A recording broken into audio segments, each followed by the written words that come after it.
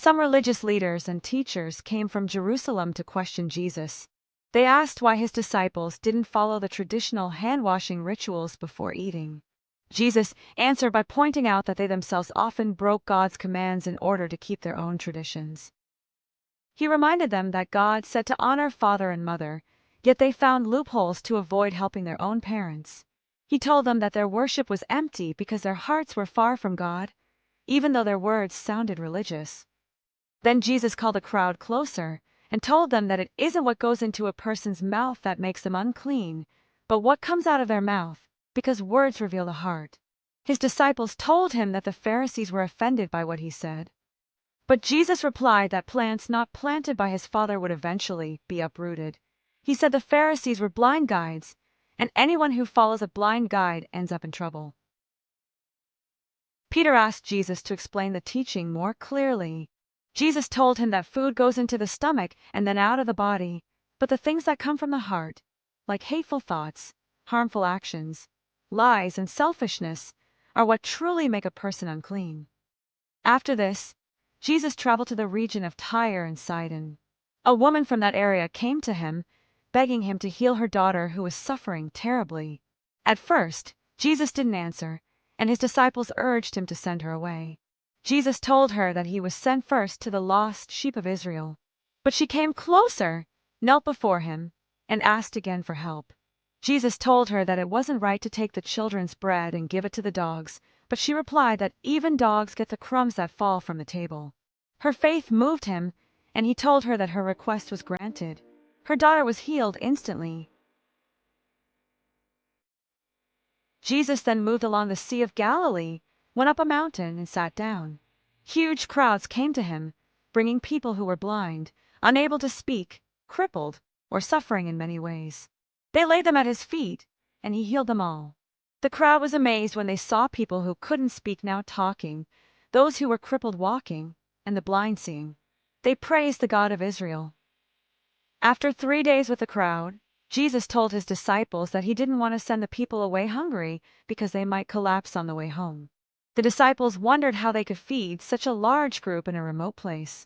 Jesus asked how much food they had, and they told him 7 loaves and a few small fish. He told the crowd to sit down. He took the food, gave thanks, broke it, and handed it to the disciples to distribute. Everyone ate until they were full, and there were 7 baskets of leftovers. About 4,000 men were fed that day, not counting women and children. Afterward, Jesus dismissed the crowd, got into a boat, and went to another region.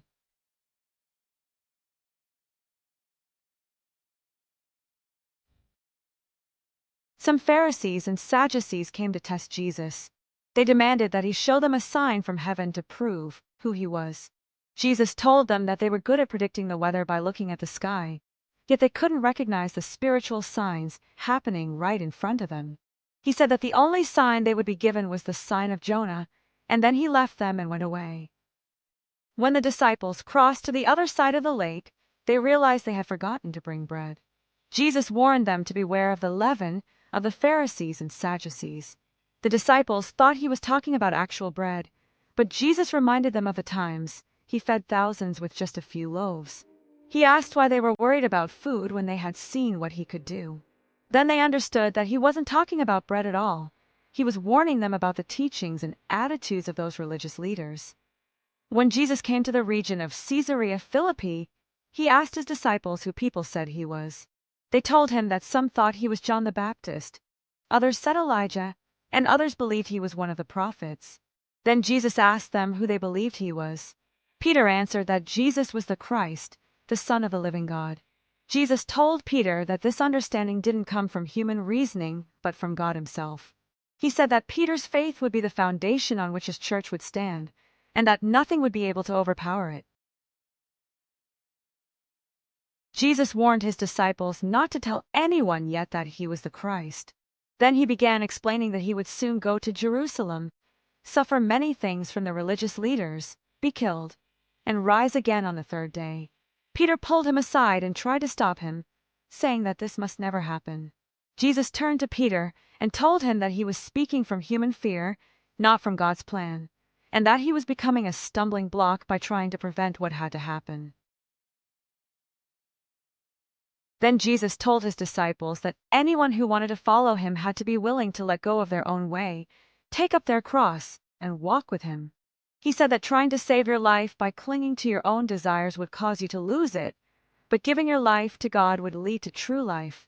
He asked what good it would be for someone to gain the whole world but lose their soul.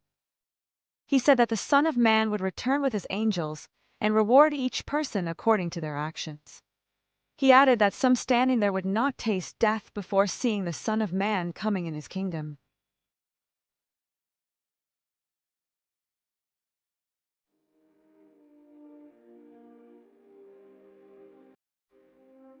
Six days later, Jesus took Peter, James, and John up a high mountain where they could be alone. While they were there, Jesus' appearance changed right in front of them. His face shone like the sun, and his clothes became bright and glowing. Suddenly, Moses and Elijah appeared and began talking with him. Peter, overwhelmed and not knowing what to say, told Jesus that it was good for them to be there and offered to build 3 shelters, one for Jesus, one for Moses, and one for Elijah.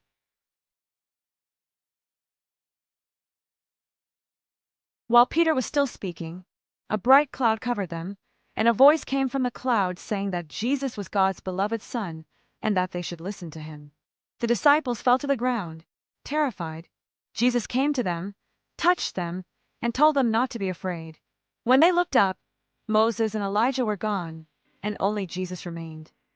As they came down the mountain, Jesus told them not to tell anyone what they had seen until he had risen from the dead. The disciples asked why the teachers of the law said Elijah had to come first. Jesus explained that Elijah had already come, but people didn't recognize him and treated him badly, and in the same way, the Son of Man would also suffer. Then the disciples realized he was talking about John the Baptist. When they reached the crowd below, a man came to Jesus, kneeling and begging for help for his son, who suffered terribly and often fell into fire or water during seizures. He said he had brought the boy to the disciples, but they couldn't heal him. Jesus responded that the generation lacked faith and asked how long he would have to put up with their unbelief. He told the man to bring the boy to him. Jesus rebuked the demon, and it left the boy instantly. Later, the disciples asked Jesus privately why they couldn't cast the demon out. Jesus told them it was because their faith was too small. He said that even faith the size of a tiny seed could move mountains, and nothing would be impossible. He added that some battles require prayer and fasting. While they were gathering in Galilee, Jesus told them again that the Son of Man would be betrayed, killed, and raised on the 3rd day. The disciples were deeply saddened.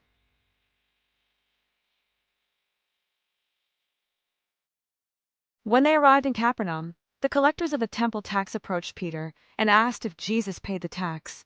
Peter said yes. When he went into the house, Jesus spoke first, asking whether kings collect taxes from their own children or from others. Peter answered that kings collect from others. Jesus explained that this meant he and his followers were actually free from the tax, but to avoid causing offense, he told Peter to go to the lake, cast a hook, and open the mouth of the first fish he caught. Inside, Peter would find a coin enough to pay the tax for both of them. Thanks for listening to our Bible adventure through Matthew 15, 16, and 17.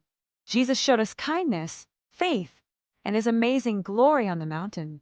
If you loved learning with us today, you can come back anytime to hear more stories from God's Word.